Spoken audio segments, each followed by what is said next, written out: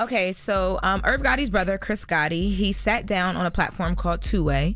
And on this platform, he talked with Dame Dash, who was also a special guest. And it was a special that they did on how to cope with stroke risk and diabetes. And they did it in memory of Irv Gotti. Let's take a listen to what Chris Gotti had to say about Irv Gotti's passing. When was your brother diagnosed with diabetes? Wow. So he's 54. I believe he was diagnosed when he was in his 40s. But Irv doesn't go to the doctor, so that's why he's so late being diagnosed, right? And then when he finally did go get a real physical and a checkup, he's like, you're diabetic, and he didn't believe it. Irv was type 1. Actually, it started with type 2, developed into type 1. And when we talk about this topic, why it's so dear and sensitive for me, is I watched him suffer the last 3 years of his life. Sadly enough, he did go on his terms. He just didn't believe it, and he was like, I'm going to go the way, basically, I wanted. He ate a bunch of Chinese food while playing poker and had a massive hemorrhagic stroke, which is bleeding on the brain. Yeah. So a hemorrhagic stroke, by definition, occurs when a blood vessel in the brain bursts and causes the bleeding, as he mentioned. And I know some people have questions about the difference between type 1 and type 2. Per what I see on Google, the difference is how the body processes the insulin. In type 1 diabetes, the body's immune system attacks and destroys the cells in the pancreas and that produce the insulin, meaning it cannot make the insulin at all. While type 2 diabetes, go ahead. No, go ahead. While type 2 diabetes, the body still produces the insulin, but the cells become resistant to its effects. Yeah, I never heard of what did he say? Type 1 became 2? I didn't type know 2 that was became possible. 1, I think he said.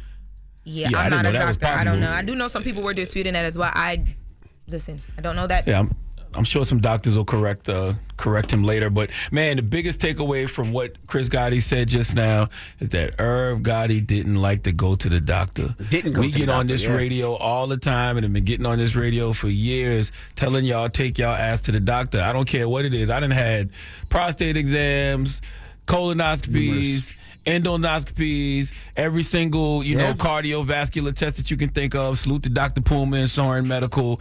Like, you got to take your ass to the doctor. There's no way around it if you want to live. Yeah, and you're absolutely right. That's why we talk about it so much. I know a lot of y'all say y'all share a lot, but the reason we share so much is because we want you guys to go to the doctor. We want you comfortable and thinking that you can go to the doctor and call and talk to your peoples about it, because we need to. We need to make sure that we're checking up on each other, that we're going to our appointments, that we're checking our blood pressure, that we're making sure that we're checking our salts, our sugar levels, our heart, and everything in between. We got to make sure. And if you don't want to do it for yourself, do it for your family, do it for your kids, do it for your wife, do it for whoever's in your family. You know what I mean?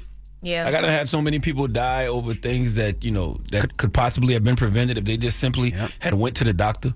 And I know we make jokes about the prostate exam, but yes, go get a prostate exam. Like, go get a colonoscopy. Like, we put it like this: if you like to laugh, having stuff up your butt is always funny, but at least you got something up your butt for a good reason.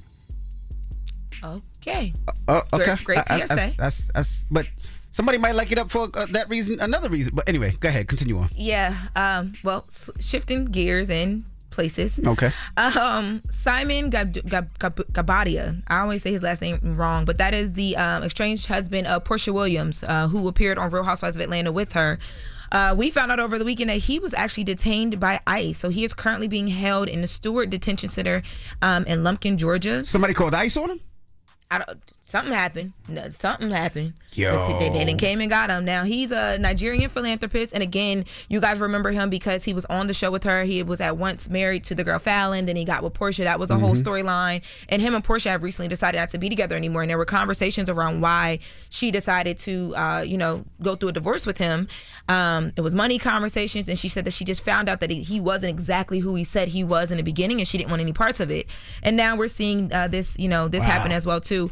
Now, Portia spoke out not too long after this news hit and said, "It's disheartening to see my estranged husband make choices that have led to this outcome. At this moment, my priority is moving forward with my family in the prayer hands." So, well, yeah, if you look at it, they said he migrated from Nigeria to the U.S. in 82, but he overstayed his visa. So he was declared deportable in 1985. And then they said he was arrested in 87 for bank and credit card fraud. He is Nigerian. And then he was arrested 2 additional times. So he was deported to Nigeria in 1992, but then he came back a month later. Yeah. So and then he applied for citizenship in 2016, but he was denied by the U.S. government because his previous status was unlawfully granted. And from what the reports are, this actually happened while he was reapplying for trying to figure out all the mess that Charlamagne was just talking about with the citizenship. So he was on television knowing he wasn't supposed to be here? Trying to figure out, maybe that's wild. It seems to me it's like I playing think in people's face. I think but Portia fine though, man. So I can understand taking him the risk. I can understand the risk. What does that have to do with ice? She melt the ice? Like what? I'm confused. No, I can understand the risk that time was taken. I can understand it. And probably because he's a business owner here. He's making money. Like, so maybe he thought that, things would work out. But on the first time, he wasn't with Portia on the show the first time. He was with somebody else. I don't know. Fallon was fine too. Who was it? Who was the other one? Fallon. She was. It was crazy. That was his first wife, right? Yeah, but she was just like, she had a smaller storyline on the show, but they tried to make her and Portia seem like they was homegirls on the show. So then when Portia got with him, it was like, oh my God, I thought that was your friend, and she had to come out and be like, that was not my friend. We was just on the show together. Wow. So what happens to his house? I just mean this in the most respectful way as a married man. I can understand why he would take the risk of wearing matching pajamas with Portia all over Instagram and be all over the reality shows with her. I can understand why. Now he's sitting in that detention center just reminiscing on it, huh? Well, that's all you got is your stories when you're locked up. So that's a great story to have. But what happened to his house, though? His house, his cars, who gets that? Because he's no longer here. He has children and I'm assuming other family here. So maybe they'll figure that out. I don't know specifically. I thought Portia had the house. Portia don't got the house? I don't know her to have that. I know she had one of the cars. They were going back and forth about one of the cars. I'm not for sure who has what in that. The divorce hasn't finalized yet with them either. They're still going through the process of that. But I did reach out to ISO to try and get some more information on what's about to happen. ICE? Yes. You reached out to ICE? You can reach out to them. They have a media department. What number is that? It's an email. Man, give me the number, Lord. Don't you give him that number. I know somebody that might need to be investigated. Don't you give him that number. But they have departments in every state, and you can reach out, especially if you're a media outlet, to obtain information for clarity. And that's what I did because I had a lot of questions like you guys did, and as you see, I can't answer them yet. So when I can, I'll be back with that. Do they have a tip line though? That's what I need. Shut up, man.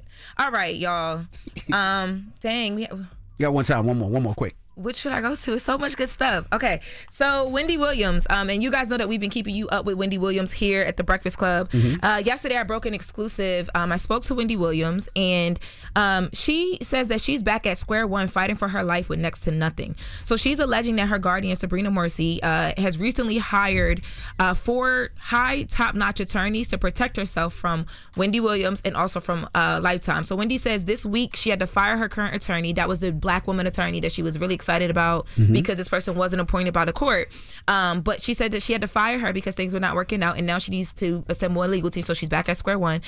She's saying that she might have to go through something called a linking hearing, which is something where they're able to see if she's capable of choosing her own lawyer. But the issue that she has with that is even if they allow her to choose her own attorney, what I'm told is that the attorney will still be from a list of attorneys that the court selects, and she doesn't want to do that. She wants to be able to choose her own attorney. She's very confused about why she has to do the linking hearing. The linking hearing is something that they use like when kids are in court and it's a custody battle and they're like, they want to figure out where the kid wants to be.